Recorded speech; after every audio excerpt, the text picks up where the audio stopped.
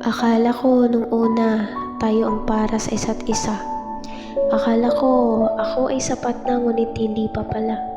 Akala ko, ako'y mabubuo na kapag andyan ka ngunit tila walang nag-iba.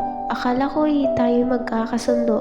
Sa mga tingin at mga ngiti, mundo'y nagkakasundo. Ngunit sa likod ng mga akala at pangarap, nagkubli ang mga lihim at mga pagkukulang.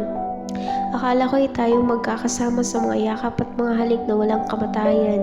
Ngunit sa bawat sandali, ang pag-asa ay naglalaho na iwan tayo sa gitna ng kalungkutan at bighati.